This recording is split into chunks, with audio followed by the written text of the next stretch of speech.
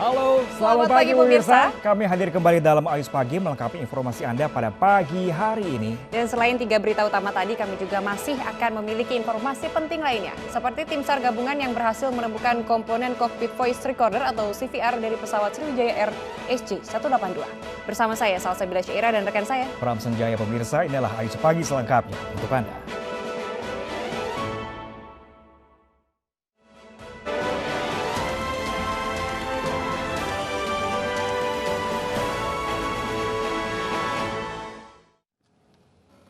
Ya pemirsa, diduga karena hubungan pendek arus listrik, sebuah rumah di Cakung, Jakarta Timur terbakar. Seorang penghuni rumah terluka bakar di punggungnya.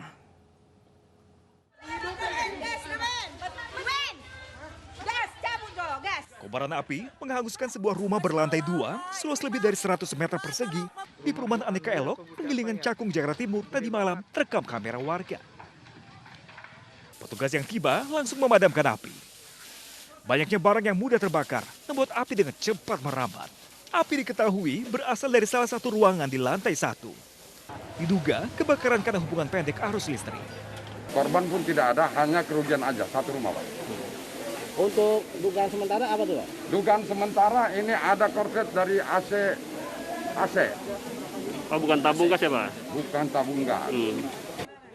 Tidak hanya rumah yang hangus, salah satu penghuni rumah juga alami luka bakar ringan dan langsung mendapatkan penanganan medis di lokasi. Api pun berhasil dikuasai 1 jam kemudian dengan dibantu 10 unit mobil pemadam.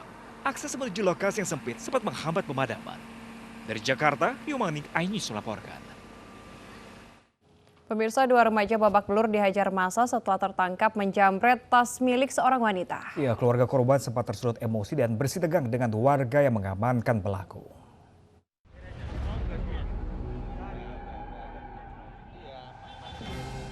Dua remaja ini terpaksa bersembunyi di antara kerumunan warga setelah babak belur karena menjamret tas seorang wanita. Beruntung, nyawa kedua pelaku jambret ini berhasil diselamatkan.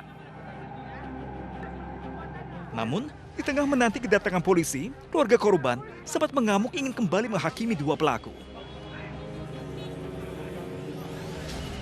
Bahkan, keluarga korban nyaris bersitegang dengan warga di lokasi.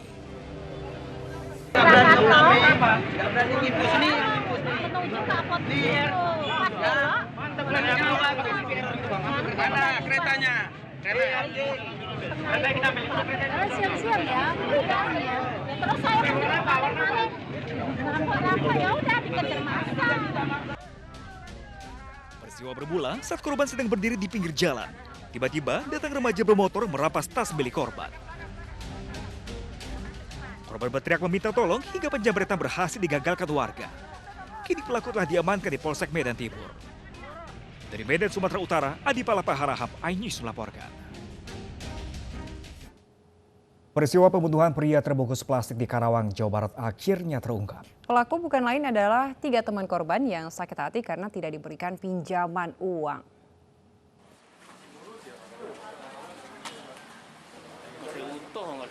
Setelah sempat kabur ke wilayah Purwakarta, 3 pelaku pembunuhan sadis ini berhasil ditangkap Satreskrim Polres Karawang, Jawa Barat. Ketiganya adalah pelaku pembunuhan seorang remaja yang baru dikenal selama seminggu. Motif pembunuhan, salah satu pelaku sakit hati karena korban tidak kunjung memberikan pinjaman uang. Setelah jasadnya diinapkan selama 2 hari, 2 pelaku lainnya turut membantu membuang jasad korban. Tersangka sakit hati karena dijanjikan korban ini memberi hutang, tetapi tidak segera memberi hutang dan ada perkataan yang menyinggung tersangka.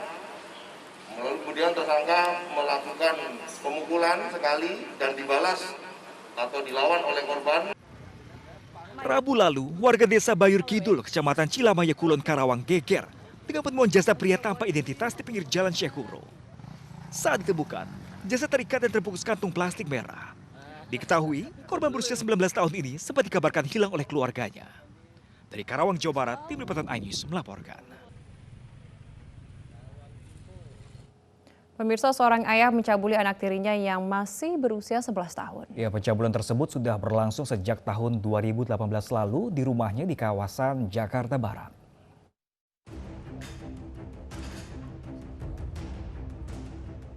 Pria berusia 40 tahun ini ditangkap unit perlindungan anak dan perempuan Polres Jakarta Barat karena mencabuli anak tirinya. Korban yang baru berusia 11 tahun dan siswa kelas 5 sekolah dasar itu dicabuli RDP di rumahnya di Jakarta Barat. Aksi bejat dilakukan pelaku sejak tahun 2018 lalu saat ibu korban atau istri pelaku sedang tertidur. Korban juga tidak berani melawan karena selalu diancam oleh ayah tirinya. Tetapi setelah melihat tayangan di televisi tentang pencabulan anak di bawah umur, korban kemudian melapor ke polisi. Yang bersangkutan melihat pemberitaan yang dilakukan oleh Polres Metro Jakarta Barat pada kasus persetubuhan 1 bulan yang lalu yang dilakukan oleh seorang ayah kandung kepada anak kandungnya sendiri. Jadi dengan melihat seperti itu, dia akhirnya mengetahui bahwa itu melanggar pidana dan akhirnya itu disampaikan kepada ayah kandungnya dan ayah kandungnya melaporkan itu kepada Polres Metro Jakarta Barat. Setelah menangkap pelaku, polisi mengamankan pakaian korban sebagai barang bukti. Pelaku bakal dijerat dengan Undang-Undang tentang Perlindungan Anak dan terancam hukuman kebiri dan 15 tahun penjara. Dari Jakarta, Miftahul Gani, iNews melaporkan. Berdalih menjadi korban penipuan dukun pengganda uang, seorang warga Gunung Kidul, Yogyakarta mencetak uang palsu Rp100.000.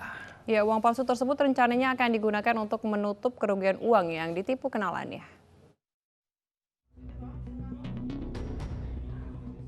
Arianto harus berurusan dengan polisi karena tertangkap tangan membuat uang palsu nominal Rp100.000. Warga desa Samigaluh, Kulon Progo, Yogyakarta ini berdalih mencetak uang palsu untuk menutup kerugian karena ditipu kenalannya Edwin yang mengaku sebagai dukun pengganda uang. Edwin meminjam uang senilai lebih dari 14 juta rupiah dengan janji akan dilipat gandakan. Alih-alih mendapat uangnya kembali, Arianto malah kehilangan jejak Edwin. Karena uangnya sebanyak itu, saya kan carinya juga sulit, merasa nggak ikhlas. Pria ini mencetak uang palsu senilai 14 juta rupiah dan uang mainan senilai lebih dari 90 juta rupiah dengan dalih untuk menipu Edwin kembali. Merasa tertipu, balas dendam kepada orang yang dinamakan Erwin dan dulu pernah menipu sebesar 14 juta kepada saudara Arianto. Tetapi bagi polisi, apapun dalihnya, Arianto telah mencetak uang palsu dengan barang bukti di tangannya. Karyawan rumah makan ini bakal dijerat pasal tentang mata uang dengan ancaman hukuman 15 tahun penjara. Dari Gunung Kidul, Yogyakarta, Kismaya Wibowo, iNews melaporkan. Pemirsa, petugas lapas kelas 2B Bangko Merangi Jambi menggagalkan upaya penyelundupan sabu ke dalam lapas. Ya, untuk mengelabui petugas, pelaku menyembunyikan paket sabu ke dalam roti.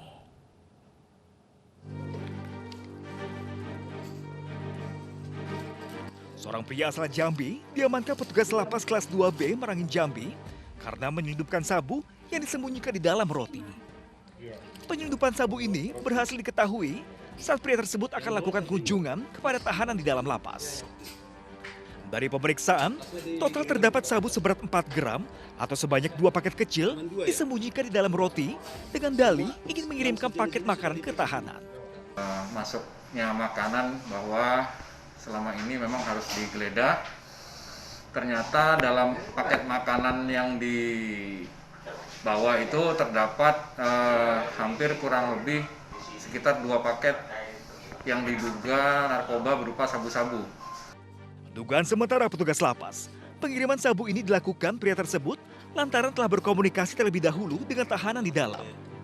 Kini lapas telah menelusuri keterlibatan pelaku untuk selanjutnya diperiksa dan dikembangkan oleh polisi. Dari Merangin Jambi, Budi Utomo, iNews melaporkan. Sementara itu, pemirsa, seorang pria terekam kamera pengawas menyelinap masuk ke dalam ruang isolasi pasien COVID-19 di RSUD Cilengsi, Bogor. Dan pria ini bahkan mengambil sebuah ponsel milik pasien yang sedang tertidur.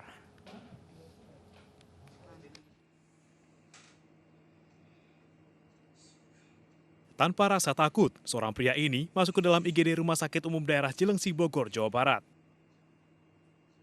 Bahkan dia nekat menyelinap ke ruang isolasi pasien COVID-19 tanpa alat pelindung diri. Memanfaatkan kondisi pasien sedang tertidur pulas, pria ini pun menggasak sejumlah barang milik pasien, kemudian kabur. Akibatnya, satu ponsel milik pasien dilaporkan hilang. Pihak RSUD Cilengsi pun akan mengevaluasi keamanan dan akses masuk rumah sakit.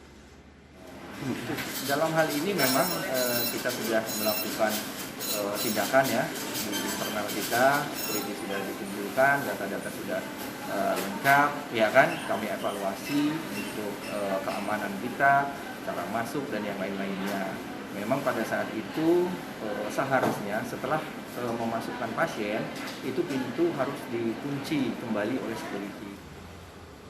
Sementara, pihak kepolisian belum menerima laporan dari pihak Rumah Sakit Umum Daerah Cilengsi terkait dengan peristiwa ini. Kami mendapatkan informasi bahwa di RSUD Cilengsi ada kejadian pencurian ya di ruang isolasi. Kami juga sudah lihat videonya.